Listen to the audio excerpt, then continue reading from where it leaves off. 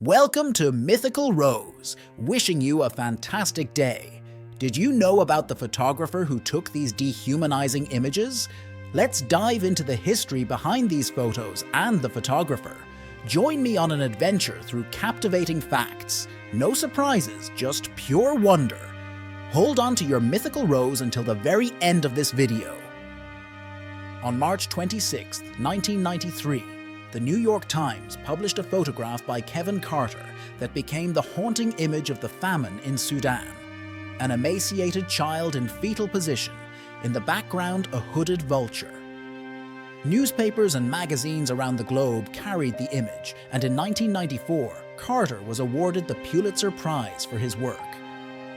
Although the girl's ultimate fate remains unknown, it is believed that she succeeded in escaping the inevitable fate suggested by the photograph.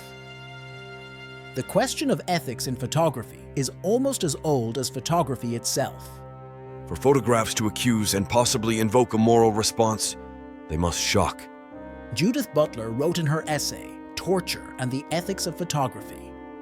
The framing of the two subjects in Carter's photograph shocked people across the world into recognizing what was unfolding in Sudan. But the shock soon spread beyond the frame. Who shot the photograph, and what role could he have played? Inevitably, Carter faced public criticism. When the famine of 1876 started taking its toll on the people of the Madras presidency, a few stray voices could be heard within the colonial administration that maintained that the British must shoulder responsibility for the deaths. One such voice belonged to the physician, William Robert Cornish, Sanitary Commissioner of Madras, who lamented the absence of a photographer attached to his office. Words could, at best, feebly represent the actual facts, he said. If the administration could only see the living skeletons assembled at feeding houses. As he had, Dr. Cornish hoped they might budge from their stubborn and unquestioning support of the principle of laissez-faire. Witness to a disaster. A special correspondent of the monthly Friend of India aired similar views while writing from North Arcot. I feel an irresistible longing to send you photographs of some of the living skeletons, of which there are evidently hundreds in the districts immediately surrounding Madras.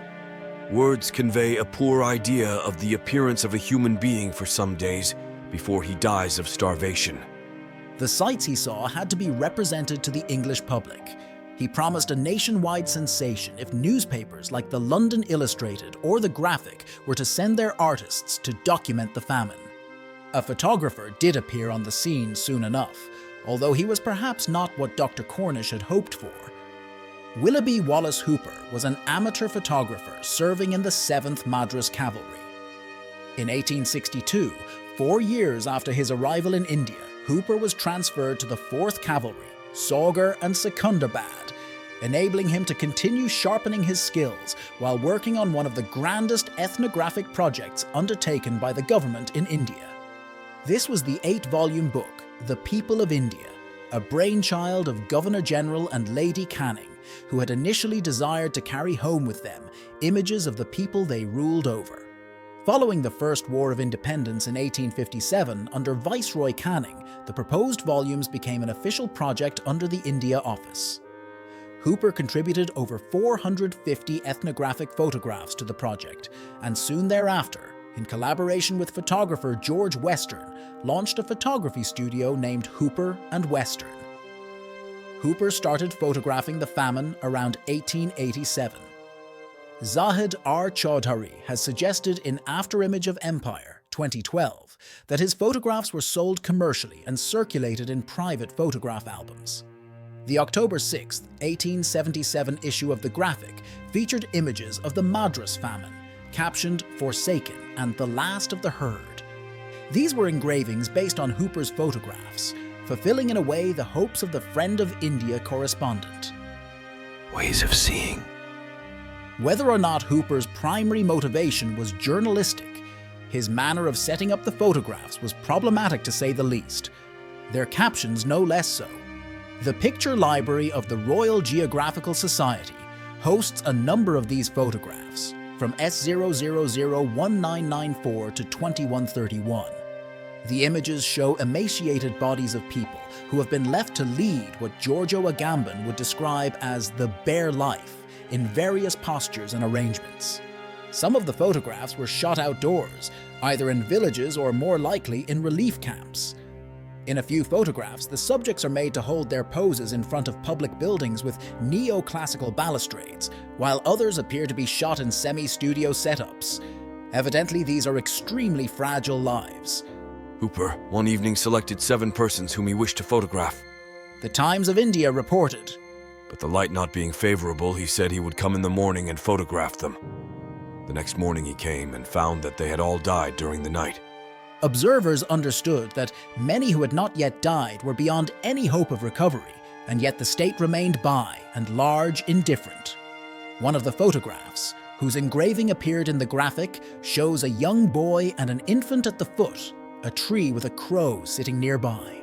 It eerily foreshadows the much more threatening presence of the vulture in Sudan.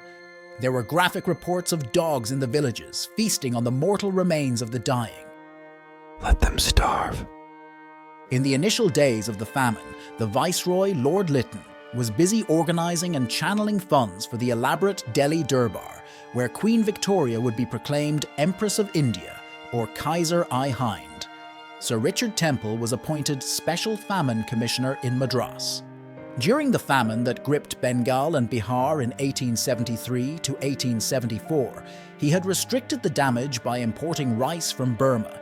He had been chastised since for his extravagance of trying to save lives of colonial subjects.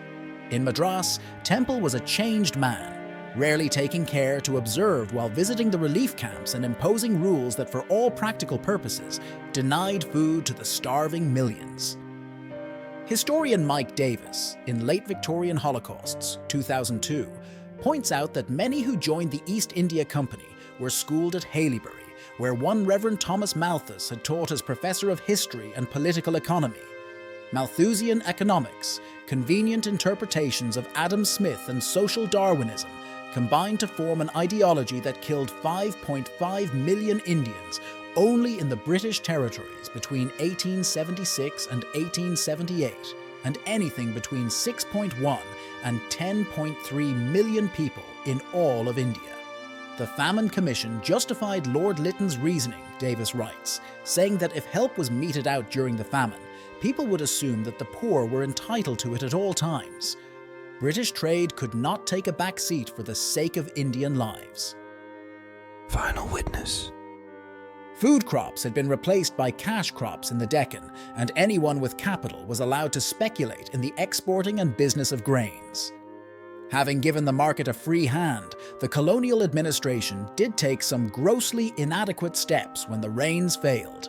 The relief camps that were set up were militarized, and seemingly arbitrary laws governed the distribution of food. For instance, Davis tells us, the distance law dictated that no one could work within a 10-kilometer radius of their homes. As a result, the famished inhabitants of villages tried to seek work in distant areas, hoping to earn enough to buy grains, and perished in thousands on the way. Hooper was criticized in magazines like Punch for his detached aestheticization of famine-stricken lives. The careful arrangement of the people betrayed a motive that was not purely journalistic. The famine photographs, however, were not the only examples of his lack of ethics when it came to photography. As Provost General during Third Anglo-Burmese War, 1885, Hooper was present at the execution of a dacoit in Mandalay. The photographer came prepared with his camera. Just as the firing squad was about to fire that fatal shot, Hooper asked them to hold back while he adjusted his focus. Once he was happy with what he saw, having on a whim extended the life of a convicted man by half an unexpected minute, he asked the executioners to carry on as usual. It is telling that a few of the captions of the famine photographs describe the people in the frames as objects, for it is only with an absolute lack of empathy for a different race and people that a position of ethical detachment can be achieved. Grattan Geary, author of Burma After the Conquest, 1886, was an eyewitness of the Mandalay incident. In his account, after a few statutory words of criticism, he attributed Hooper's act not to any inhumanity, but to what may almost be regarded as a passion for securing an indelible record of human expression at the supreme moment. This particular incident, however, invited censure from the administrative officers. Not to any inhumanity, but to what may almost be regarded as a passion for securing an indelible record of human expression at the supreme moment. There are, of course, different grades to the compromise one might strike between the urgency to document and any potential moral obligation. In search of an answer to the question of whether famines can at all be successfully represented, we turn to Muriel Sen's 1980 film, Acalair Sandhain, or In Search of Famine. Although Sen's film is not about documentaries, he takes as his subject the problematic act of filmmaking itself. An urban film crew make their way to a village, hoping to shoot a movie about the 1943 famine, another of the British Empire's man-made disasters. They fail to do so, and are told by the village schoolmaster that they must return to their studios, where such a project might be carried out in isolation without involving lives at risk. It has long been established that photographs do not represent absolute objective truth. The question of ethics, therefore, is never played out exclusively in the framed image. Ultimately, the work must reflect back upon itself, making visible that which lies behind the camera. The question of agency of the photographer or filmmaker must arise, and with that, it becomes essential to account not just for the photographer's actions, but the entire technological and state apparatus that is involved in framing and circulating images representing the most extreme of man-made human situations. Subscribe us to explore more interesting stories in history.